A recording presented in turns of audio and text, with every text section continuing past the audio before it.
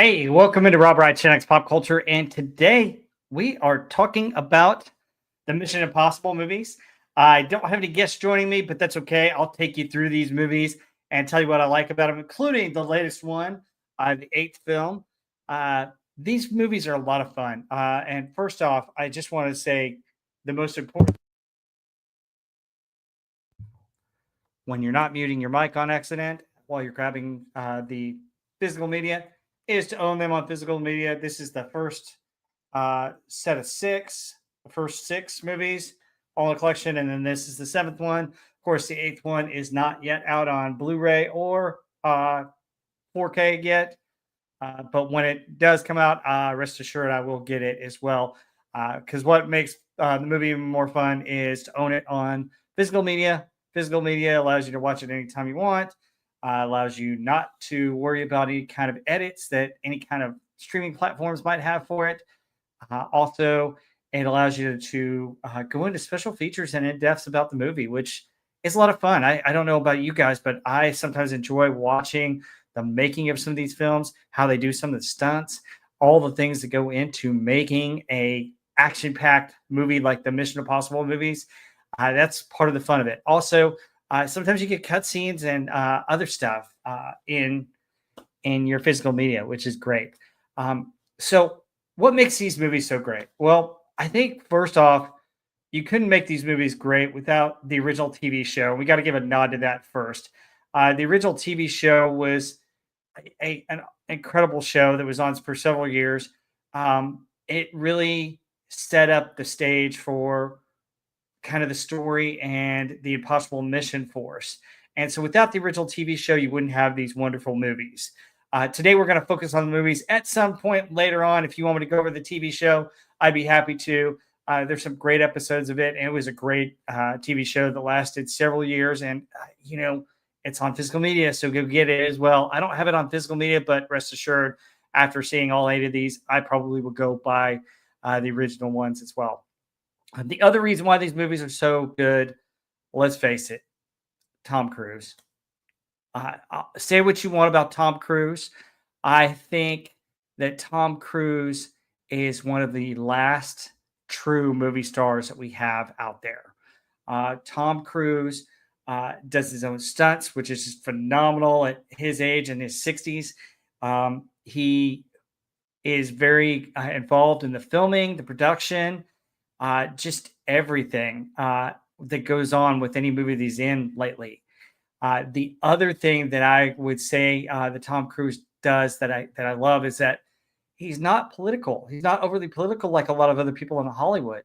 He is very apolitical. He just wants everybody to have a good time. And I would say, in my personal opinion, since the pandemic, the movies that he's done have been probably the most fun that I've gone to see in the theaters. I mean, I thought Top Gun 2 was a lot of fun. I like both of these Mission Impossible movies. I'll get into the specifics about them in a minute, but I like what he's done. Hats off to Tom Cruise for being a standout and bringing the fun back into movies because we certainly need it. Lots of our movies and TV shows have gone in the toilet because they've taken on such a social political agenda rather than telling a good story. And his movies, I tend to not do that. They tend to have a lot of action, a lot of fun, a lot of adventure. And at the end of the day, it's a great escape. I can get my chocolate covered raisins because I usually always get those, and my popcorn, and my I drink water, not soda, but water, and I can go enjoy a film without having to think about it, without having to worry about any kind of social political messaging or anybody trying to influence me in any way. I can just have fun, and that's what I like about these Mission Impossible movies. That's what I love about Tom Cruise's latest movies, and just hats off to him. I've seen what he's done at different events and heard different things about him. And he's very fan friendly. He's very humble. He just comes across as a genuine guy who wants you to have a good time at the movies. And I love it. I think that's the greatest thing that any kind of actor that wants to promote their movies can do is to just get the fans involved and hype it up for us to really go and have a good time. And that's what these movies are all about. So I want to start out with the latest one, The Final Reckoning. Now, I'm not going to give away spoilers if you haven't seen it. Of course, it's been out for about a month. I did go on my trip to Europe. The day it came out is when I was on my trip. So I didn't get to see it right as it premiered, but rest assured, when I got back, I went to my movie theater and saw it in the movie theater. And let me just tell you about this movie. And let me talk a little bit about how I rate movies. So let me bring my little cheat sheet to the stage. So this is kind of my personal ratings just off the top of my head. And I hope this comes across really well to you guys. So, of course, a 10 is a perfect film. That's a given. Number 9 is a great film. I'd watch again. I definitely would own it. I'd go see it again. I'd love it. 8 is a really good film that I enjoy. I love. I don't on physical media, and I would watch over and over again. Number 7 is a solid film, worthy of owning on physical media. Yes, I would really like it. And 7 to 10 is usually in my comfort zone. That's great. 6, I had fun, but it was still missing something. And so if it's rated in the 6s for me, it's a fun film, but it wasn't fully there. Number 5 is your cheese factor. So cheesy movies can be fun. Cheesy movies can fall into other categories, but these are the cheesy movies that are just cheesy and fun, but they're not cheesy to the point that they are, a turnoff. When we start getting into 4 is where your huge cheese factor for me comes in, and it's so cheesy that I can't watch it anymore. I suppose if you guys follow Pop Culture Breakdown, Mexican Iron Man's review of Where Eagles Dare falls in the 4 to 1 category because he thought the movie was too cheesy for him. But that would be an example. 1 to 3 is the category that I would say, what the hell did I watch? And if you guys know me and know pop culture, I would say the Disney Snow White movie that I had to go watch and review for Pop Culture Breakdown on Wednesday nights falls into that category very easily. So this is kind of my ratings. That's how I look at it, how I would rate different movies and how I would watch them. Agree or disagree with me. If you have your own rating system, feel free to share it. I'd love to hear your opinions or your thoughts on it. But this is kind of how I approach my rating scale of movies. And, with a couple of movies coming up with Fantastic Four coming up and then Superman, I'm actually going to see that on the 8th, a little bit before it comes out. So I'll get a sneak preview. So I will have this rating scale on there in my initial reaction to tell you what I think of Superman. So, but let's get into the non-spoiler reviews of this latest movie, The Final Reckoning. So The Final Reckoning is a continuation of the Mission Impossible 7, which is called Dead Reckoning. This movie, picks up where the last one left off, of course. If you saw the last one, you know that the part of the MacGuffin is a key, and part of it has to do with an AI. So that's what I'll tell you. The AI is the real threat here. And then there's a bad guy that was in the 7th film that's also still in this film, and they're still trying to he's still trying to get the MacGuffin, and he's still trying to control it. It's all about how you can control this AI. It's interesting. There are a lot of great stunts. There's a lot of great action in this movie. I think Tom Cruise does a great job. Obviously, got Ving Rhames coming back and Simon Pegg. Both of them are in several other movies with Tom Cruise as part of the IMF force. Haley Atwell was introduced in the 7th movie. She comes back for this one, and she does a decent job as well in this one. So you've got her, and then you've got a couple of other new characters that are coming on in this movie. Palm Klitnikov, I think that's how you pronounce her name. I'm sorry if I butchered that. She came back for this one, so she's in it as well. Isai Morales is also the bad guy. And then you have Angela Bassett, who's come back. She was in the last couple ones. She was in 6 and 7, and she has a different position now that I won't give away as part of spoilers. Got a couple of other characters in this movie that are pretty cool.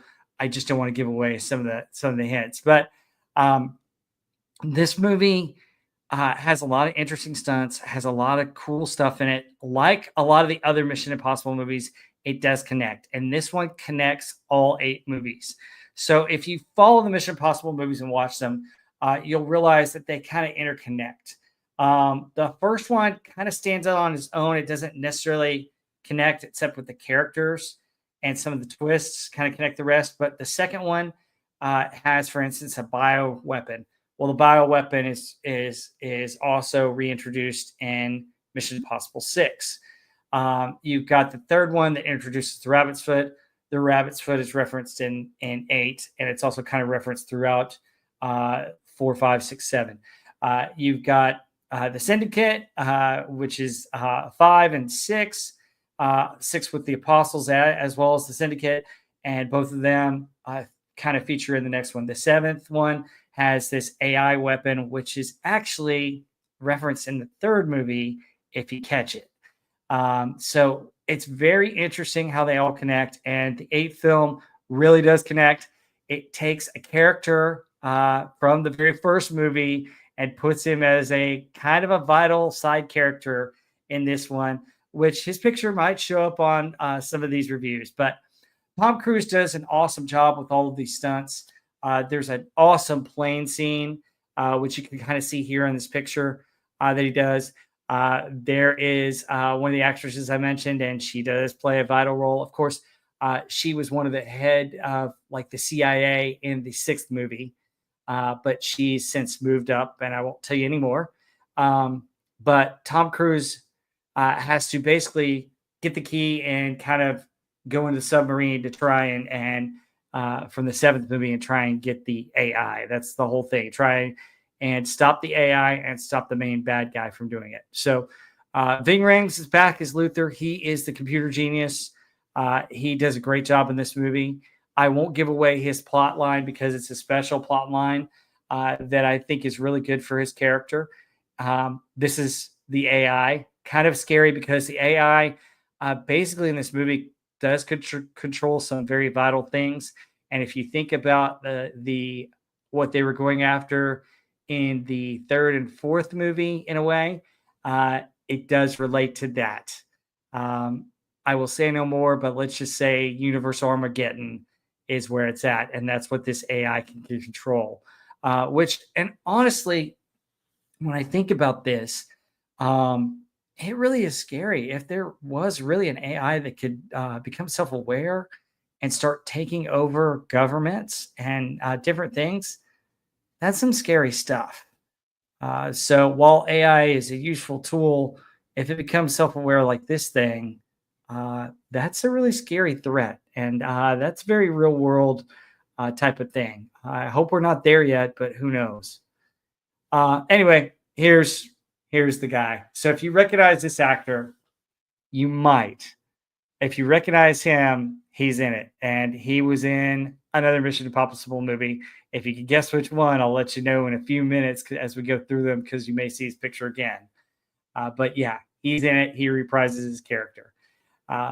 Anyway, so Tom Cruise goes through a lot of things. He gets, Ethan Hunt gets caught, goes on mission.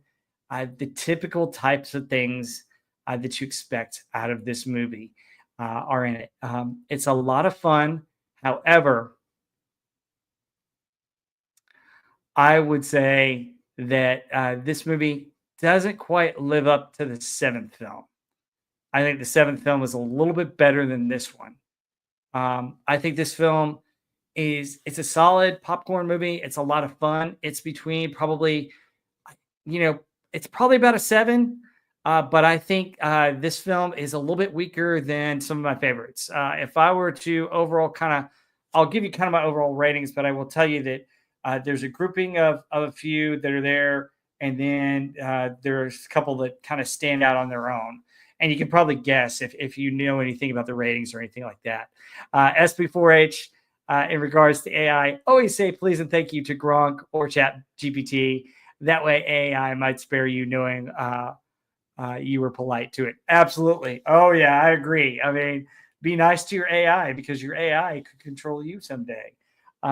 It's just kind of scary to think about. I mean, You see all the sci-fi TV shows, and it'd be great to, tell your refrigerator, be able to tell your TV or do whatever. Hey, do this. Hey, do that. But at what point, when does it become its own entity and start messing with you?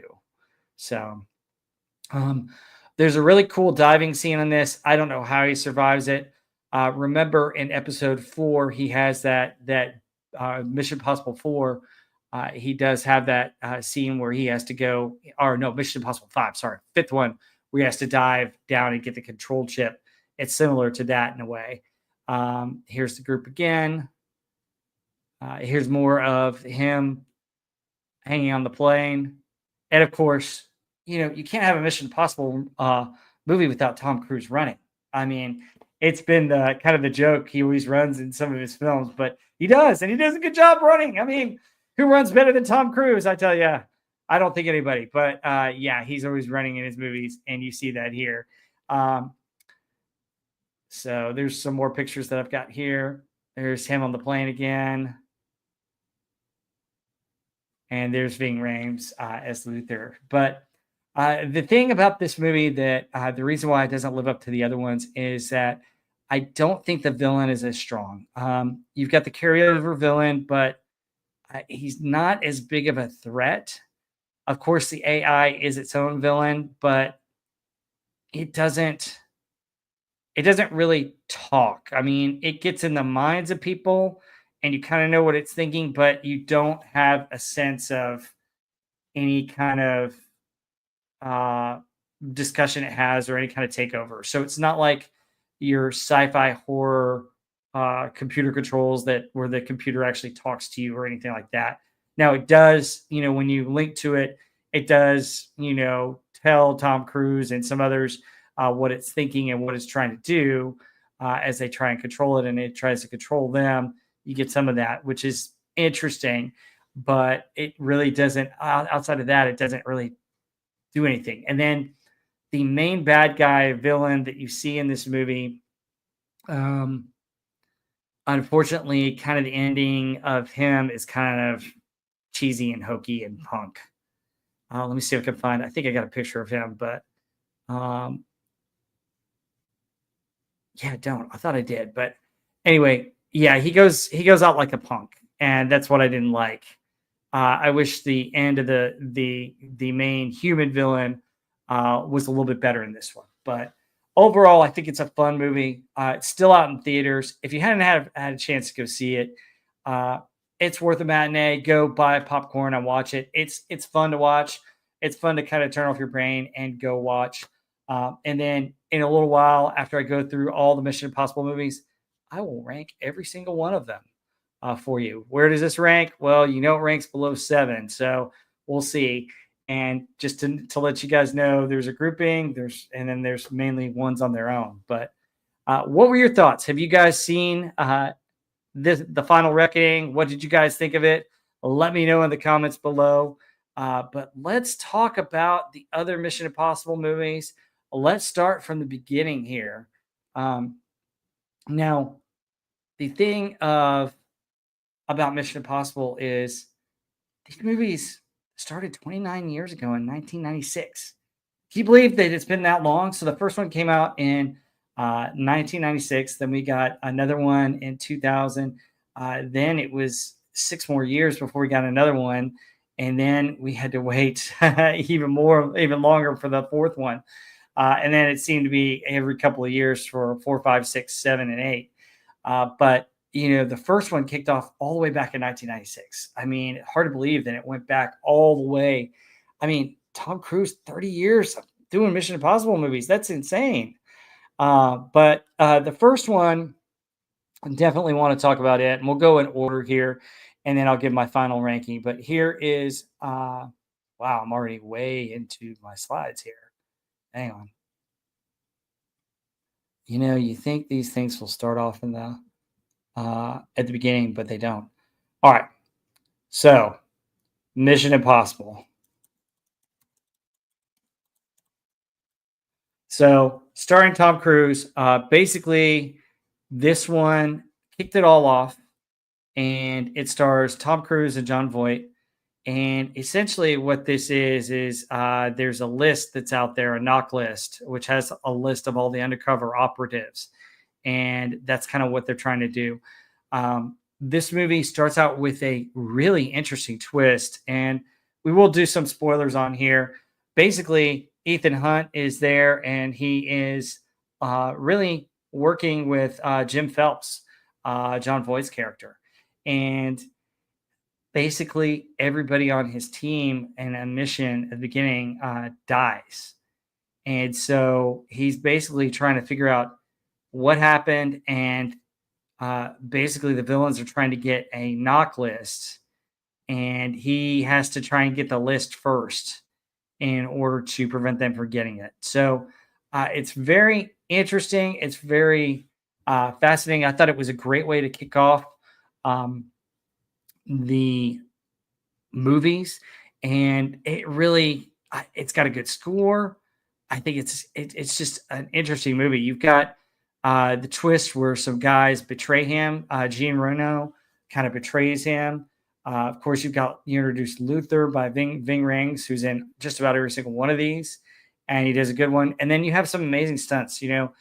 Tom Cruise does this whole wire act, which you see here, and then the opening, you got Jim Phelps, and here's the guy that betrays him. There's Ving Rhames' character. Tom Cruise just has some interesting stunts in this movie, and it really introduces you to the world of Mission Impossible. It introduces you to some of the government agents, which will pop up in later films, and what they do. So here's the guy. So they get the knock list, and this is the guy who is in the supercomputer room, and he finds the knife. And guess what? You may have seen a picture of him for episode 8 because he's in the 8th one. So I won't tell you what he does, but yeah, it ties it all the way back. But anyway, this movie is interesting. You have the big train scene at the ending where Tom Cruise is trying to get the knock list, and John Voight, who basically plays Jim Phelps, who's supposed to be kind of a hero, kind of ties to the original TV show, turns out to be the bad guy, the big baddie, which is kind of cool. So I thought this was a good movie, a great start to it. Yeah, this one's probably around a 6.5, maybe 7. I think 8 is a little bit better than this one, but it's still a solid beginning. Next, we're going to get to Mission Impossible 2. So Mission Impossible 2 was directed by John Woo. And, love or hate him, it's one of those things where John Woo movies, either you love them or you hate them, or you love some of them or you hate some of them.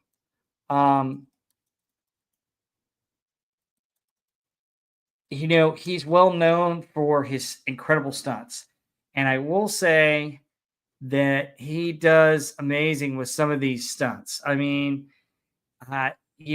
John Woo brings a lot of action, a lot of real diversified stunts, be it the climbing stunts, be it the motorcycle stunts in this. It's fascinating, but he's well known for the way he slow motions all these stunts, and he puts them in slow motion, slows them down, and really kind of gets in the nitty gritty of them. I don't always like that. I think it just kind of dumbs it down a little bit for me. The other thing that he does is, for some reason, there's always doves flying in all of his movies. I don't know why. I don't get it, but he always adds it. And you have some of that in this one. Of course, this one has Anthony Hopkins in it. And they are after a bioweapon. It has Ving Rhames again coming back. It's an interesting movie, a lot of interesting stuff. However, it wasn't as well received. And to be honest, I don't know that it holds up as well. Here are some of the pictures from Mission Impossible 2. Boy, Tom Cruise looks a lot younger in that one than he does in the later ones, huh? Especially with the longer hair. But yeah, I think he's always riding a motorcycle and running in every single movie.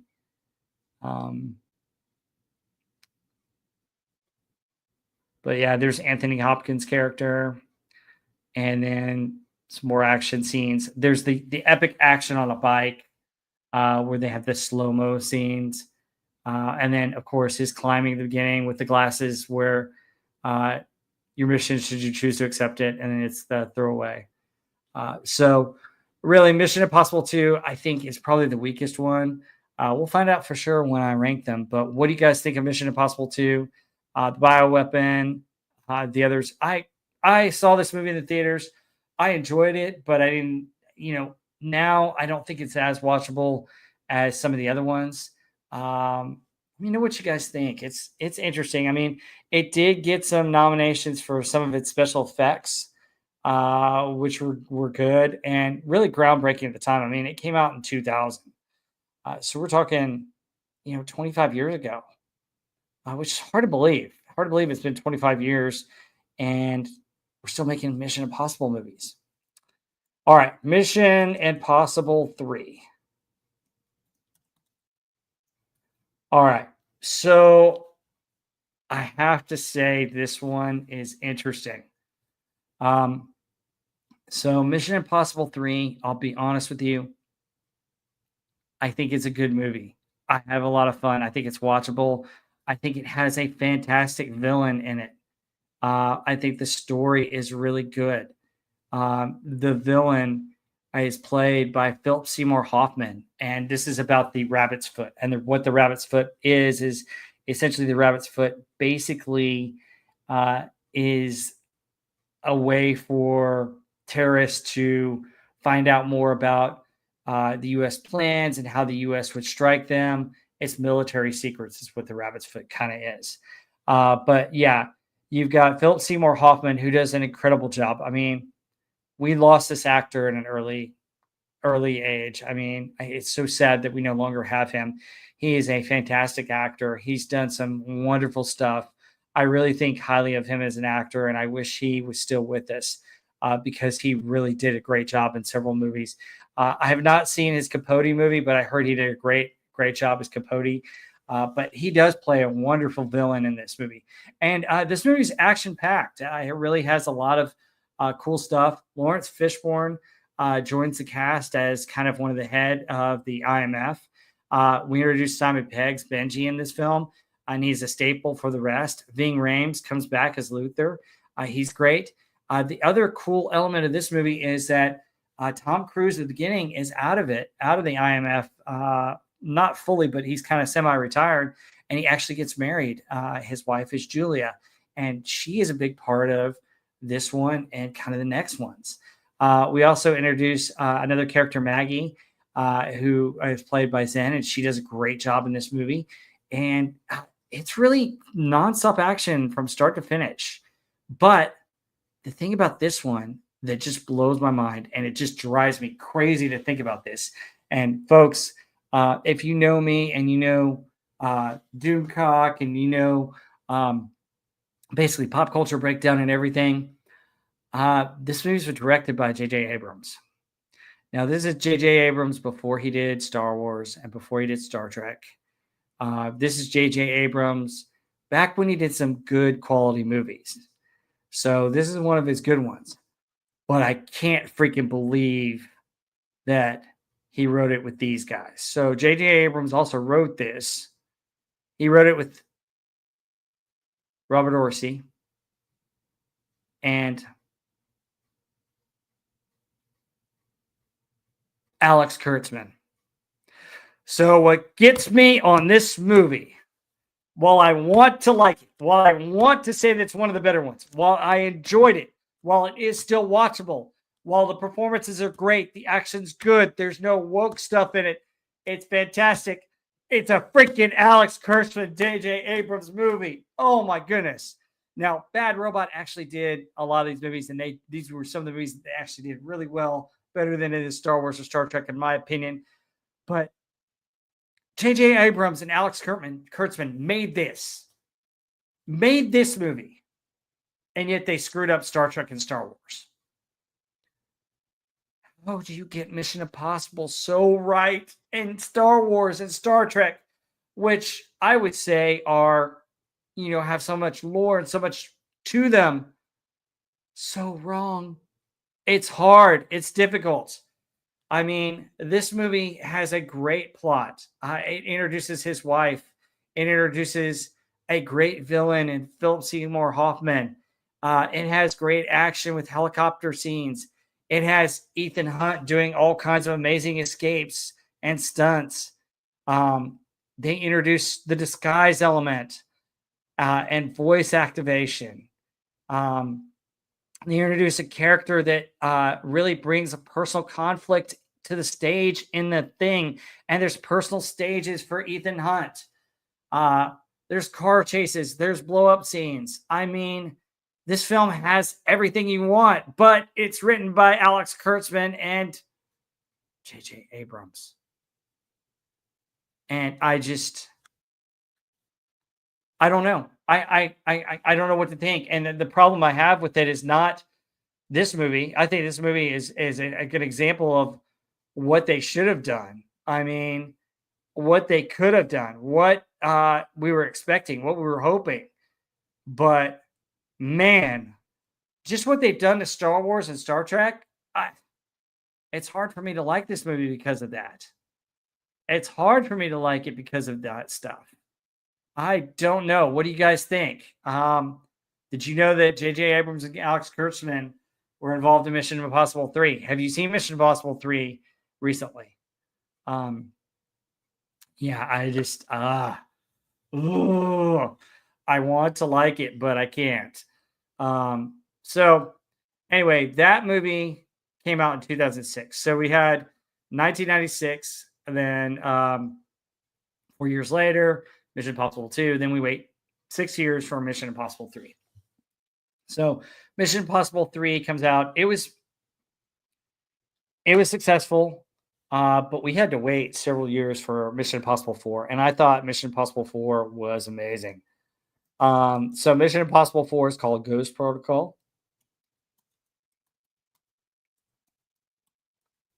And it came out in 2011.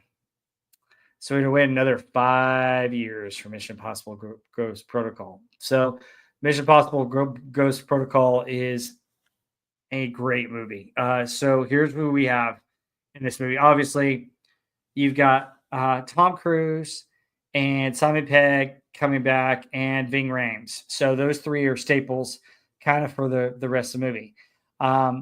You're introduced to a couple of other characters.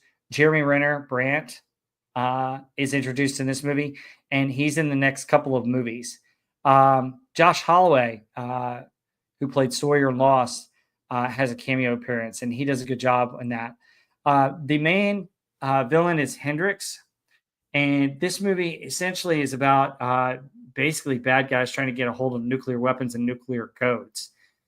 So it kind of continues a little bit where the last one left off. So if you watch the third one, what happened was Philip Seymour Hoffman escapes, basically captures and kidnaps Tom Cruise's wife. And at the very end, basically, he has to, pretend like he's died or she's died just to keep her protected. And so in this one, you kind of find out that they're no longer together for her safety and for her protection. But Ethan kind of keeps an eye on her as just part of his way, and I think he still loves her. Is what it's revealed. But this mission is interesting. Jeremy Renner's character is introduced, and he does a great job in this.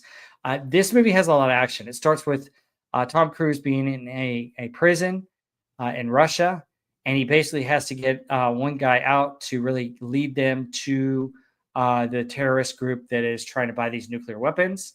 And it's cool how Simon Pegg tries to get him out, and he's like, open this door, open that door.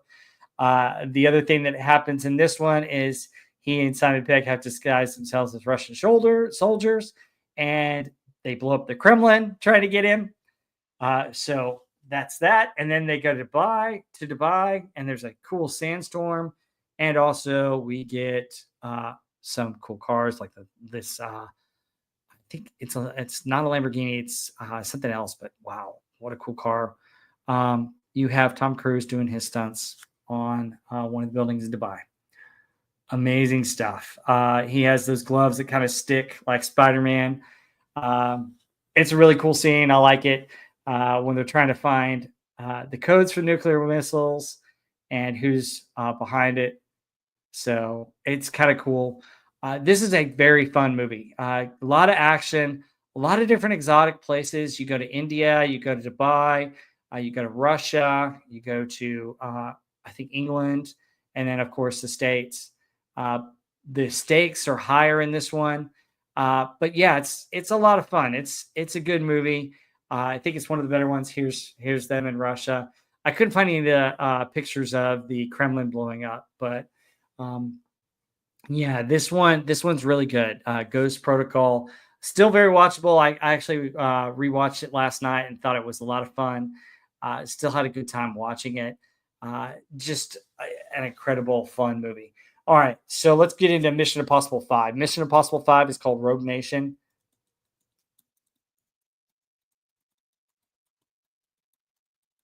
And what happens at the end of 4? Uh, so 4 came out in 2011. Rogue Nation came out 4 years later in 2015. So we're getting better about uh, making these films and bringing them out for everybody to enjoy. So at the end of 4, you have this scene here after he, sees his wife and she kind of notices him and he walks off, and you find out that there's such thing as a syndicate, which is really cool because it's a nod to the original Mission Impossible TV show. So the syndicate is kind of the bad guy here. And in this one, in Rogue Nation, basically you've got a guy that's performing assassinations, and he's basically trying to start a bad guy version of the Impossible Mission Force. And his goal is to, with the syndicate, is to kind of just redo it. And you have an undercover British agent, and she is a badass. She's in the next couple of movies. I really like her character.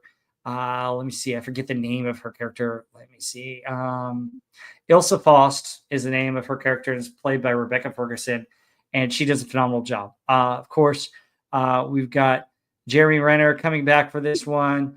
Ving Rhames, Simon Pegg. Sean Harris is the bad guy, and he plays a really cool bad guy. At the beginning of the movie, Ethan Hunt is kind of captured and taken by the syndicate. Basically, Ethan Hunt is considered a rogue agent at this point because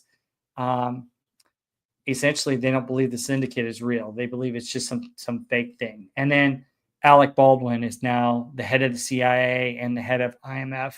Basically, this one kind of dissolves IMF, and it all falls under the CIA, headed by Alec Baldwin. And essentially, Jeremy Renner's character is the one that is assigned to it. Now, Jeremy Renner's character has a little bit of a backstory that you learn about in 4. Hang on one sec.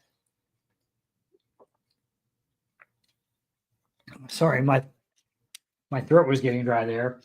Gotta love the summer Texas weather and allergies.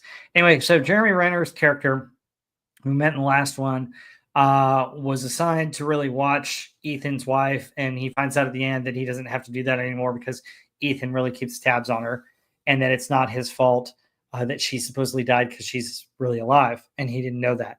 He thought he had failed, and that's why he's kind of loyal to Ethan. Anyway, he is kind of their liaison, and he is working for the CIA. And sorry about that. Wanted to spare you my cough. Anyway, so Ethan Hunt's captured. He's kind of trying to figure out the syndicate, trying to find out what's going on. He notices this agent's part of it, and he gets Benji involved. Basically, the whole opera scene is pretty cool. And he finds out that she's MI6, and she had saved him and spared his life. And essentially, what they're getting is they're getting kind of the secrets on a disk file that they have to get. It's kind of cool. It really, a lot of cool action in this movie. A lot of motorcycle chases, a lot of intrigue. There are a couple of scenes where he's on airplanes and helicopters. So that the opening scene with him on this plane is really cool. By the way, she's really hot. Um, you see her in her bathing suit, Ilsa Faust. I think, yep, she's really hot. I really like her in this movie. She's greatness in this movie. She really holds her own.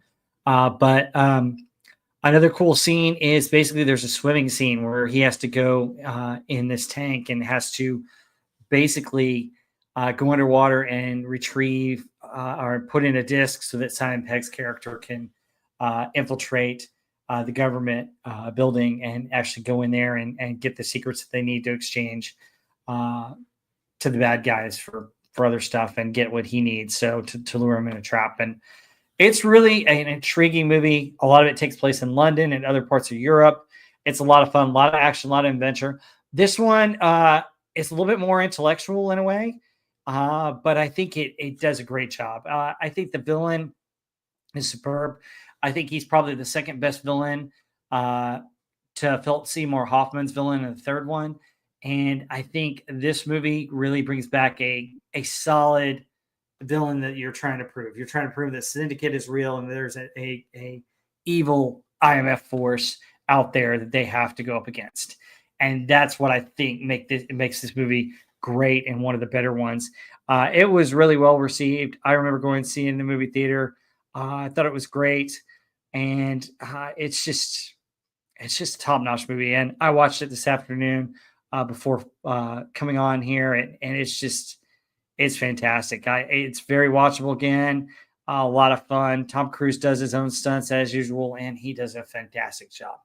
Okay, let's get into the sixth movie, which is Mission Impossible Fallout.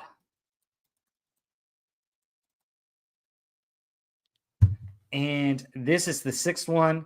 This one introduces one of our favorite heroes in pop culture, the man who played the last Superman really great, Henry Cavill. Of course, Simon Pegg and Ving Rhames come back. So does Rebecca Ferguson as Ilsa.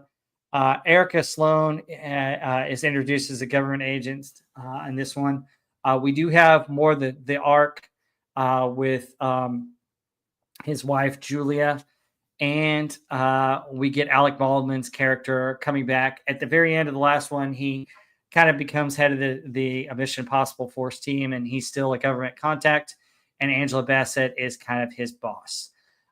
So this one has to do with the mysterious apostles. And the apostles are kind of the contemporaries of the Syndicate, who are kind of loyal to Solomon Lane, who's the bad guy they capture at the end of the second one. And essentially, this one kind of starts off with who are the apostles? What are they coming after? Are they going to try and free Solomon Lane? Solomon Lane is captured and he's being taken to different government strongholds. And essentially, they're trying to find out what he knows about the Syndicate. So this one is a phenomenal movie. This one came out in 2018. So we're talking only a couple of years between the fifth and the sixth one. It rocks. There's so much action in this one. You have crazy parachuting jump stunts. You've got plane stunts. You've got chase scenes. You've got intrigue that involves his wife again and her protection. Because remember what I said, the third one, she was kidnapped. The fourth one, you find out that basically they're no longer together and he kind of protects her and she's not supposed to be well known. The fifth one, she's not really mentioned, but she's back. And, basically what it does is you have the Syndicate who's got nuclear weapons and they're also exposed to there's a virus that kind of breaks out in kind of the Kashmir area. And that's where she comes in handy. There was a virus that broke out that they're containing. Well, the virus kind of relates to the second one, which is a biovirus that they had. So see how they kind of build upon each other. And that's what you have to know. So the second one, The virus is barely mentioned in this one, but that's what the doctors and the doctor group are doing. The missile codes, the missile ones from the fourth one are related to this one because they're going to use the same missile codes to try and blow up an area and blow her up along with her team and cause other havoc. So see how these kind of relate. That's what's so cool about these. They all kind of interlock. They all kind of all interrelate throughout a continuous story, which is what makes these movies so fun. And if you don't necessarily have to know all the things to watch and enjoy the movie, but if you know them, they make it that much more fun to watch. So yeah, that's what's going on. A lot of cool action in this one. One of the key things in this episode is, and there's his wife again. Henry Cavill turns out to be the big bad, which I think he did a great job in this one. He, of course, is also working with Solomon Lane, the last bad guy who escapes. The other thing we do introduce Vanessa Kirby, the White Widow. She's kind of a secret stealer who we will see in the next one, the seventh one. And she does a great job in this one as well. Ilsa's back, and Ilsa's main mission is to try and kill Solomon Lane, who is their asset that they're trying to use to discover who the apostles are. Like I mentioned, there's an incredible helicopter chase at the end of this, which I think is really cool. You have a lot of really great stunts in this one. And also it becomes personal at the end for Ethan because he's like, he puts his ex-wife in danger. And so very personal, very cool one. This one, I think we don't have Jeremy Renner's character in this one. I wish he was in this one. I think he was busy doing the Avenger movies, which is why he couldn't get a spot in this one. But I think it's a really strong outing. You have Ving Rhames and Simon Pegg, who do a great job as part of the team.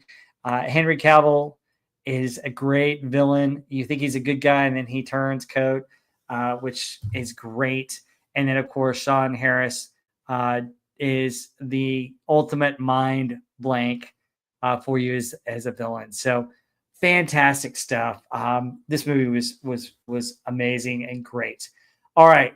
So this brings us to the last one that we're going to discuss, which is Mission Impossible 7, Dead Reckoning, which, folks, this one holds a special place in my heart because guess what? I saw this movie a little bit early, and I got to review for the first time a Pop Culture Breakdown. It was my first episode of Pop Culture Breakdown that I came on just to review this movie, and was invited on Pop Culture Breakdown with Doomcock ever since. So I got to be a special guest, and it kind of lasted. And it was just so cool that I got the opportunity. I'm so blessed to be able to be on a show with the greatness of Doomcock, and of course, Gary Ambrosia and Mexican Iron Man and Andy Masterson and Doug Nelson.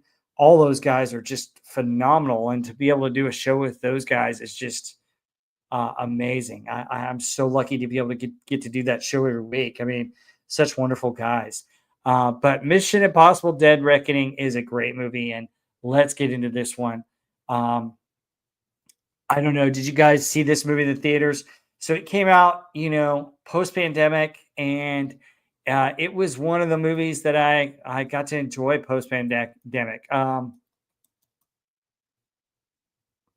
Let's see. Hang on. Mission Impossible Dead Reckoning. Hang on. Pulling up my notes here. So this was part one. It came out in 2023. So we had to wait about 5 years. Part of that's due to the pandemic. It was originally scheduled to come out like in 2020 or 2021. But it came out in 2023.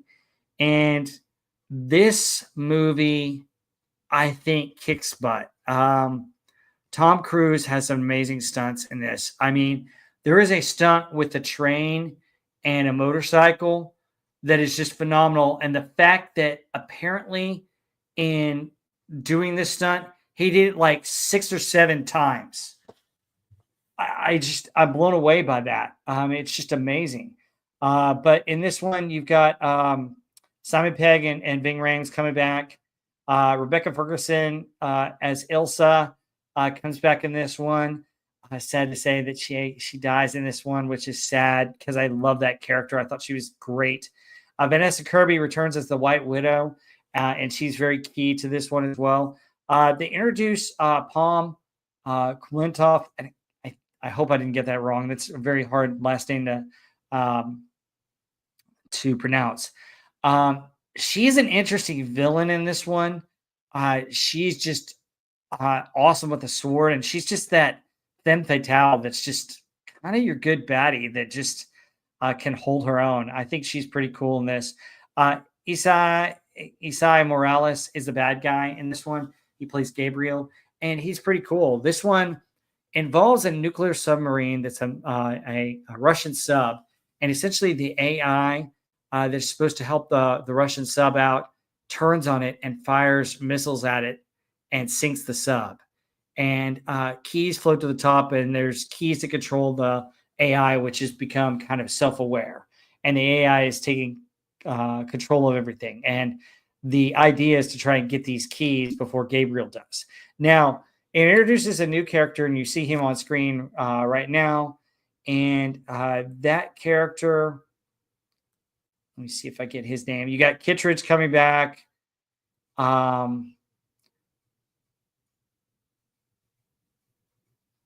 It is Carrie Ellis has a cameo in this as Dillinger.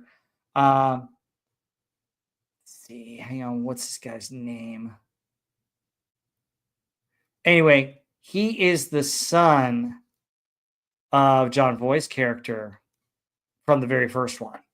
And basically, he and Kittredge are after Tom Cruise's character, Ethan Hunt, just because of what had happened in the last one. So at the end of the last one, what happened was IMF still kind of exists, but, you know, some of their main characters died. Some of their bosses died. Their main boss died.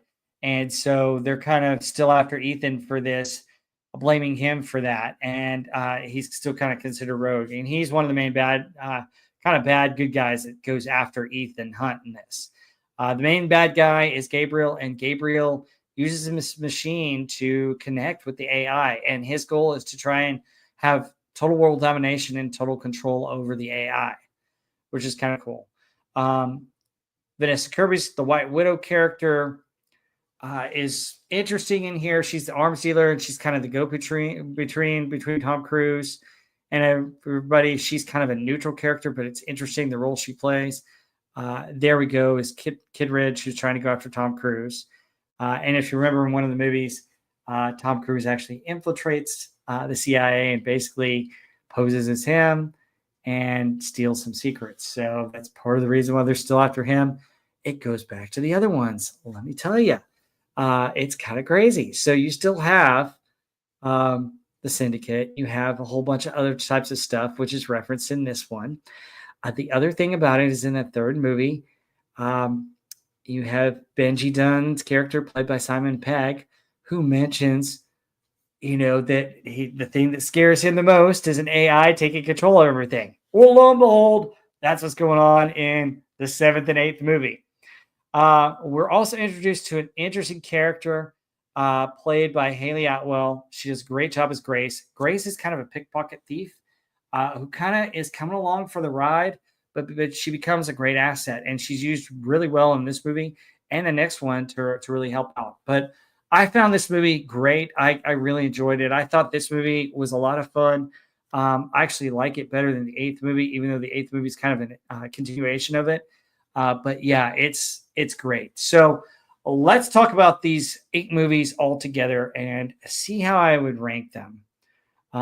Folks, you got to tell me how you would rank them as well, because I want to hear your thoughts. But this is how I would look at the Mission Impossible movies. They all kind of go together. To be honest, they're all probably close to 7, 8, 9 in my ratings. But I've got to say my favorites are in a grouping all alone, and then each movie kind of ranks below them. So my grouping is 4, 5, and 6. And I would probably say either 4 or 5 is my favorite. Those usually flip. Sometimes 6 is up there, but I can interchange 4, 5, and 6. Those three movies, I think, are the best Mission Impossible movies. They go together really well. Each one of them is independently a lot of fun, and both of those movies are in the 8 and 9 range for me. Those are the best of the best. I think those are phenomenal. They're great movies. They're the ones that I would definitely watch if you're new to Mission Impossible. Those are the three that I would tell you to really watch, and it's basically Ghost Protocol, Rogue Nation, and Fallout are the three best. And I would probably say, in my mind, it's probably either Ghost Protocol, Fallout, and Rogue Nation, or Rogue Nation, Ghost Protocol, and Fallout. One of the three, 1, 2, and 3 for me. They rank there, and sometimes I think one is better than the other one. I really like Rogue Nation, the fifth one, probably the best, followed by the sixth one, and then the fourth one. So I'd probably go 5, 6, 4. But 5, 6, and 4 can interchange as my top three. But those are my top three. My next favorite one would have to be this one, and this one is the seventh one, Fallout. Fallout's phenomenal. A lot of action, a lot of intrigue. Brings kind of real interesting real world elements to it. And then I think Tom Cruise upped his game with some of the stunts. I think it's great. It's a fantastic movie. While the other ones are probably 8 and 9, 8.5, 9. This one's probably a solid 8. It's a really good film. I thought 7 was a really good film. And so, my top ones would be, 5, 6, 4, 7. Those are my top 4. So how do I rank the last 4? Okay. Well, part of me would really love to put 3 up there. But here's my problem with 3.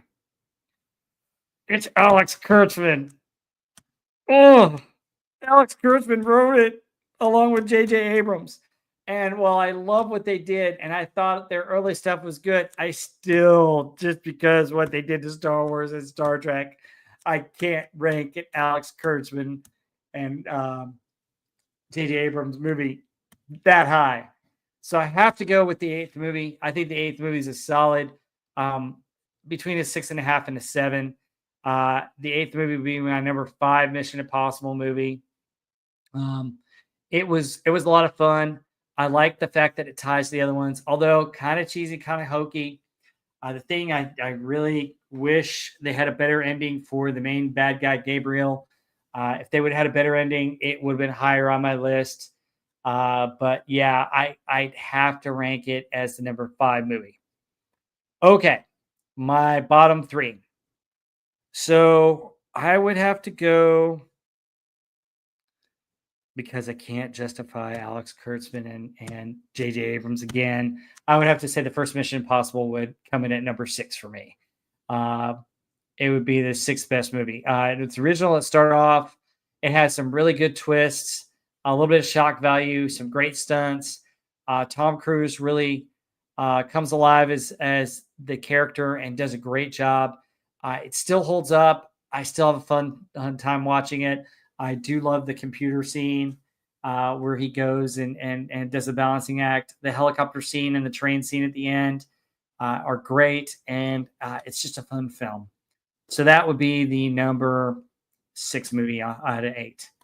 So the number 7 movie, it finally has to be here. Mission Impossible 3. Now, I will say this, Mission Impossible 3, if it weren't for Star Trek and Star Wars and what they did to those, would probably be way higher on this list. Because it's a good story. It's a good movie. Mission Impossible 3 really probably is a solid 7 in my book. The original Mission Impossible is probably between a 6 and a 7, kind of right there with 8. But Mission Impossible 3 deserves to be higher, but because it's Alex Kurtzman and J.J. Abrams and what they did to Star Wars and Star Trek, sorry, I'm hyping up on it because it's just so bad what they've done. Star Trek's unwatchable. Disney Star Wars is terrible. Oh my gosh, I can't believe, how do you make a good Mission Impossible movie and then flunk the other 2? I don't know how that's possible, but yeah, it would rank number 7. And then the last movie, which I don't think holds up very well, it's probably a 5 on my scale, would be Mission Impossible 2. I like Face Off and I like a couple of other John Woo films, but it gets too much for me with the slow motion stunts and the doves and all the other stuff. I just don't think Mission Impossible 2 holds up as well as the other 7 films.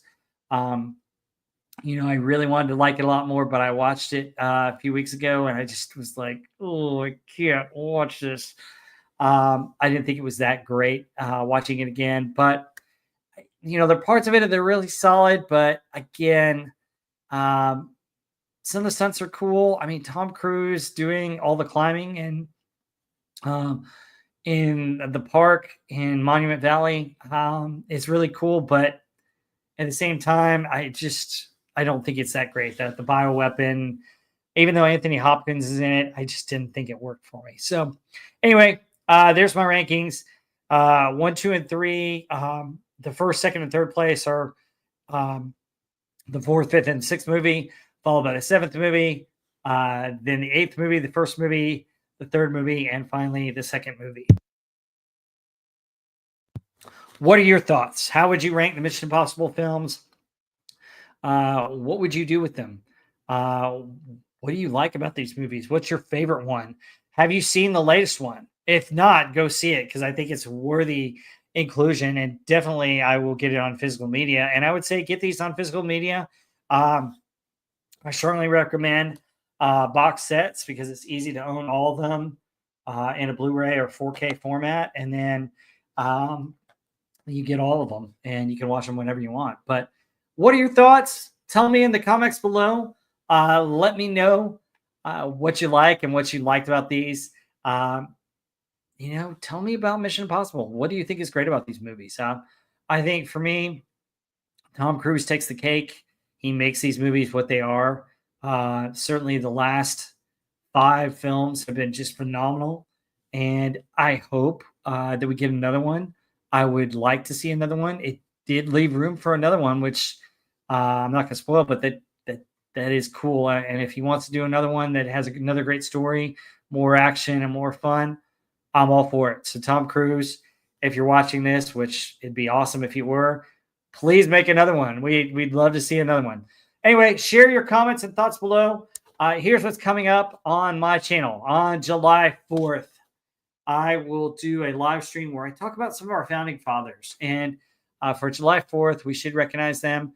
The thing that I want to press upon people is just some of the sacrifices that they made in signing the Declaration of Independence.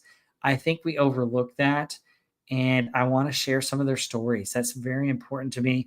I love history. I love my country. And I think it's important that we reflect on that, especially in celebrating our independence. Then on Sunday, we are going to do our final wrap up, Band of Brothers, and I'm going to take you through my trip. Yes, we're going to go to Ardbourne, England, where they were stationed right before D-Day. I'm going to take you to Normandy, and I'm going to show you where Burkhart Manor was. I'm going to show you where they were in Normandy. I'm going to show you a little bit about Carentan and show you maybe another attack that you didn't know about. Then we're going to show you Market Garden. We're going to show you where they landed in Market Garden. Yes, I saw the field. I even got to meet people who met the real Band of Brothers when they landed there. I will tell you about the bridges in Market Garden and explain Market Garden and why it was a success or a failure. And we will get into the crossroads. Yes, I will show you where the actual crossroads happened, where Winters had his magnificent action to capture those German troops. Then we'll take you into Germany. We'll show you the Siegfried Line. We will show you the Eagle's Nest and capturing that. And we'll finish off with where they were final stationed in Austria and ending Band of Brothers in the end of the war. I've got some great stories about Spears, Muck and Pancala, and folks, you got to see this. In Bastogne, of all places, we found a live shell. So stay tuned for that. That's pretty cool. So coming up, we've got that next Sunday, right around this time, 5:30 till about 6:30, 7 o'clock. Heather L will join me for that. Then the following Sunday, we start with the Pacific. And I'm trying to book him, but we got a special guest. My tour guide, Marty Morgan, who works for Stephen Ambrose Tours, actually helped put together the Pacific. and we're going to try and get him on to tell about the production of the Pacific. We're going to go over the first episode of the great series, and we're going to cover that. And then in 2 weeks, we will do the top hits from 1973. So my panel will be back for that. So stay tuned on Robert Einstein X Pop Culture. Got a lot of fun for you coming up on my channel. So folks, be sure to like and subscribe. Thank you so much for coming. If you're seeing this on a rerun, thanks for watching. I hope you had a good time. Tell me what you liked about Mission Impossible. Tell me which one's your favorite movie. Tell me what you thought about the latest one. Let me know what you like about these movies. Let me know if there's one that you don't like. Tell me about it. Did you have fun watching these movies? I have fun watching these movies. They're a great popcorn flick. I think, to be honest, even though Bad Robot has done a bunch of them, they actually did a lot of these really well. And I think Hollywood needs more movies like this that are just fun popcorn movies where we can kind of turn off our brains and have fun. And that's what movies should be about. And that's what I think pop culture should be about. And that's what my channel is all about. Anyway, folks, thank you so much for coming. Thanks for watching. Hope you guys have a fantastic day. And we will see you on the next one. Bye. Take care.